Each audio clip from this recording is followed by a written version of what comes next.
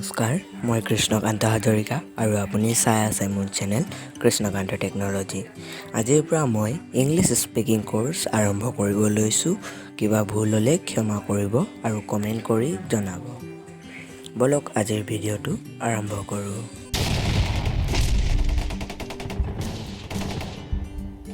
English speaking কৰিবৰ বাবে আপোনালোকে কিছুমান শব্দ জানিব লাগিব। সেই শব্দকেইটা চাওঁ আহক। আপোনালোকে স্ক্ৰীনত দেখিব পাইছে 1 নম্বৰত আছে চিম্পল ৱৰ্ড। বলক কিছুমান চিম্পল ৱৰ্ড জানো আহক। মাই মানে হৈছে মোৰ, আৰু দ্বিতীয়তে আছে মি মানে হৈছে মোক। থাৰ্ডত আছে আৱাৰ। আপোনালোকে স্ক্ৰীনত দেখিব পাইছে আৱাৰ মানে হৈছে আমাৰ। চি মানে হৈছে তাই, আৰু ইউ মানে তই বা তেওঁ। আৰু টিচাৰ, যিটো শব্দ আমি বহুতে শুনিবলৈ পাওঁ, সেই শব্দটো টিচাৰ অসমীয়াত কোৱা হয় শিক্ষক। আৰু ষ্টুডেণ্ট হৈছে ছাত্ৰ। হি মানে তেওঁ। আই মানে মই। এক্সাম্পল হিচাপে বহুতে নিজৰ নাম কওঁতে আই এম কয়। As example I am Krishnakanta Hazarika. বলক দ্বিতীয় পেজলৈ আগবাঢ়ো। দ্বিতীয় পেজত আছে ব্লগছ মানে হৈছে হাত মোজা, যি আমি ঠাণ্ডা দিনত ইউজ কৰোঁ বা ইউজ কৰোঁ।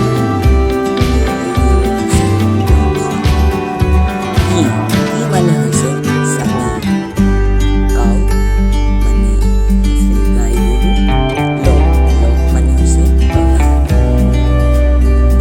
বক্স মানে বাকচ। এতিয়া আমি আগবাঢ়ো 2 নম্বৰলৈ, আৰু 2 নম্বৰত আছে গ্ৰিটিং ৱৰ্ডছ অৰ চেণ্টেন্স। গুড মৰ্ণিং, যি আমি বহুততে ইউজ কৰোঁ। আমি সদায় ৰাতিপুৱা গুড মৰ্ণিং ইউজ কৰোঁ। গুড মৰ্ণিংটো কোৱা হয় আৰু নমস্কাৰো কোৱা হয়। নমস্কাৰো কওঁ আৰু শুভ দুপৰীয়াও কওঁ। গুড আফটাৰনুন মানে হৈছে শুভ আফটাৰনুনটো হৈছে পিছবেলা, নমস্কাৰ বুলিও কোৱা হয়। গুড নাইট মানে হৈছে শুভৰাত্ৰি। আহক নেক্সট পেজলৈ। নেক্সট পেজত আছে নাইচ বা pleased to meet you. Nice বা প্লেচ টু মিট ইউ আমি তেতিয়া কওঁ যেতিয়া কাৰোবাক লগ পাই ভাল লাগে। Nice pleased to meet you মানে হৈছে আপোনাক লগ পাই ভাল লাগিল। আৰু 3 নম্বৰত আছে ৰিলেশ্যনছ নেম, মানে হৈছে আমি যিবোৰ ৰিলেটিভ মানুহক কওঁ। ফাদাৰ আমি শব্দটো দেউতা ক'বলৈ ইউজ কৰোঁ। আৰু হৈছে মাদাৰ শব্দটো আমি মা শব্দটো ইউজ কৰোঁ। আৰু গ্ৰেণ্ডপা বা গ্ৰেণ্ডফাদাৰ আমি ককাক বোধ কৰোঁ। আৰু গ্ৰেণ্ডমা বা গ্ৰেণ্ডমাদাৰ আইতাক বোধ কৰোঁ। আংকল আমি যিকোনো ব্যক্তিকে আংকল বুলি আমি মাতিব পাৰোঁ, যেনে বৰ্তা, খুৰা, মামা আদি। আণ্টি শব্দটো আমি আংকলৰ দৰেই ইউজ কৰোঁ, যেনে খুৰী, মামী, বৰমা ইত্যাদি। ব্ৰাদাৰ শব্দটোৰ মিনিং হৈছে দাদা। আৰু চিষ্টাৰ শব্দটোৰ মিনিং বাইদেউ। বলক নেক্সট পেজলৈ আগবাঢ়ো। 4 নম্বৰত আছে some important word, কিছুমান দৰকাৰী শব্দ যি আমি বহুতেই ইউজ কৰোঁ। থেংকছ বা থেংক ইউ। যদি কোনোবাই আপোনাক সহায় কৰে তেনেহ'লে আপুনি থেংকছ বা থেংক ইউ কোৱাটো দৰকাৰী। ৱেলকাম মানে হৈছে স্বাগতম বা আদৰণি। নেক্সট আছে কংগ্ৰেচুলেশ্যন। কংগ্ৰেচুলেশ্যন শব্দটোৰ মিনিং হৈছে অভিনন্দন। যদি কোনোবাই এটা ডাঙৰ বঁটা বা ক'ৰবাত জয় লাভ কৰে তেন্তে আমি তেওঁক কংগ্ৰেচুলেশ্যন কোৱাটো দৰকাৰী। বিৱেৰ মানে হৈছে সাৱধান। আৰু নেক্সট আছে এক্সেলেণ্ট।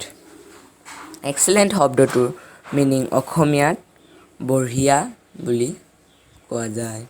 বলক নেক্সট পেজলৈ আগবাঢ়ো।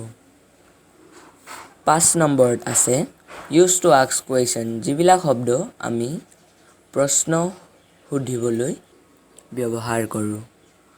প্ৰথমতে আছে হোৱাট।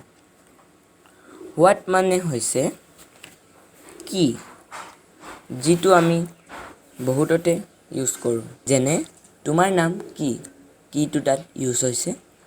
আৰু ইংলিছত এক্সাম্পল দিব গ'লে হোৱাট ইজ ইয়ৰ নেম।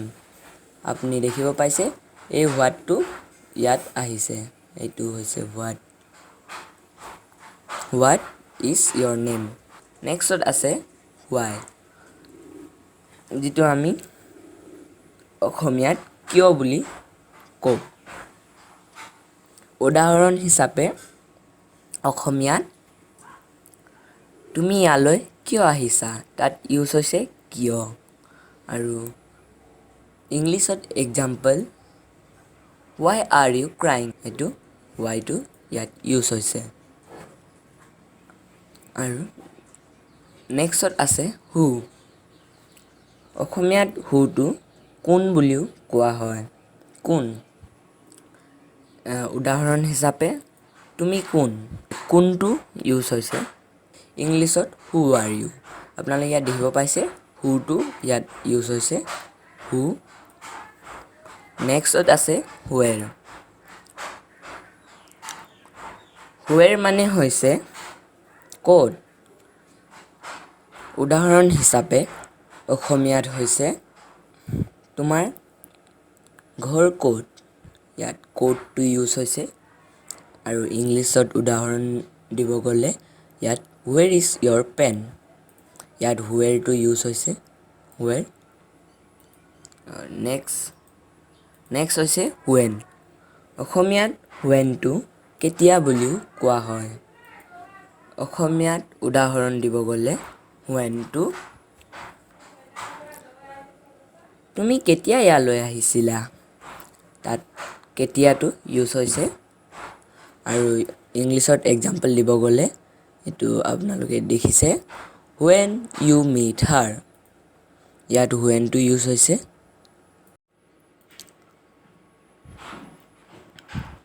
শেষত আছে হাউ। হাউ অসমীয়াত কোৱা হয় কোনে বা কিমান।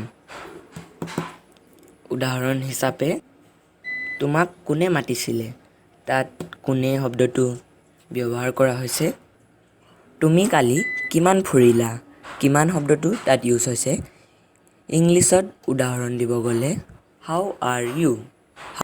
হাউ শব্দটো ইয়াত ইউজ হৈছে, আপোনালোকে দেখিছে।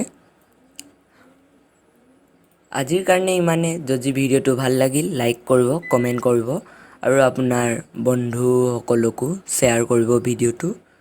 আৰু মোৰ চেনেলটো ছাবস্ক্ৰাইব কৰিব আৰু বেল আইকনটো প্ৰেছ কৰি দিব যাতে আপুনি মোৰ ভিডিঅ' পাই থাকে। ধন্যবাদ।